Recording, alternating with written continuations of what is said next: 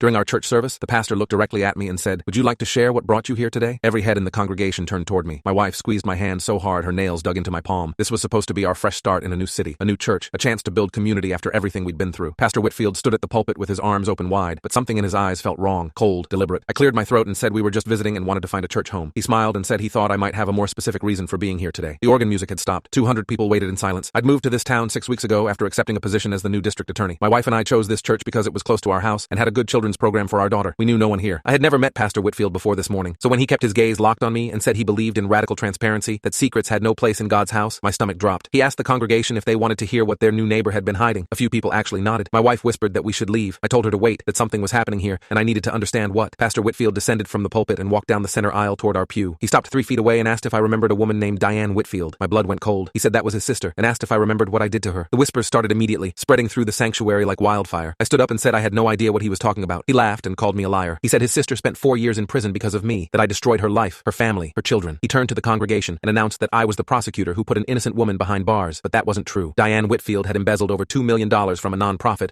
that provided housing for homeless veterans. I prosecuted that case 8 years ago in another state. She pleaded guilty. She admitted everything in open court. I pulled out my phone and searched for the case file I'd saved when I first heard this church's name and recognized it. The documents loaded on my screen. I held up my phone and said his sister pleaded guilty and asked if he wanted me to read her confession aloud. His face twitched. He grabbed for my phone, but I pulled it back. He told the congregation not to believe anything on that screen, that I had fabricated evidence, that I had coerced his sister into a false confession. A woman in the front row stood up and identified herself as a former public defender. She asked if she could see the documents. I walked over and handed her my phone. She scrolled through the case file, the bank records, the signed confession, the victim impact statements from veterans who lost their housing because of Diane's theft. Her expression hardened as she read. She looked up at Pastor Whitfield and asked why he told the congregation his sister was innocent when there were 52 pages of evidence showing she stole from homeless veterans. He started backing toward the pulpit. He said those documents were fake, that I had created them to ruin his family, that this was all part of my vendetta against people of faith. The head deacon approached from the side door holding a folder. He said he'd received an anonymous email 3 weeks ago, warning him that the new district attorney was dangerous and corrupt. He'd done his own research after reading it. He pulled out printed emails between Pastor Whitfield and his sister, correspondence from just 2 months ago, where Diane asked her brother to publicly humiliate me if I ever showed up in his congregation. Her exact words were printed in bold: make him feel what I felt, destroy him in front of everyone. The deacon looked at Pastor Whitfield and said he'd also found records showing the church's benevolence fund had an unexplained shortage of $40,000 over the past 3 years. He asked the pastor if he wanted to explain that as well. Pastor Whitfield grabbed his Bible and threw it across the sanctuary. It hit a stained glass window and left a crack running through the image of a dove. He screamed that everyone was against him, that this was a conspiracy, that I had somehow orchestrated all of this to persecute his family again. Security volunteers moved toward him from both sides. He shoved past them and ran toward the back exit, but 2 deacons blocked the door. He collapsed against the wall, sobbing, saying he only wanted justice for his sister. The woman who'd been a public defender walked over to me and handed back my phone. She said she was sorry this happened on our first visit. She said this church deserved better leadership, and based on what she just saw in those documents, so did I. The church board voted unanimously to remove Pastor Whitfield that afternoon, and the state opened an investigation into the missing benevolence funds 3 days later.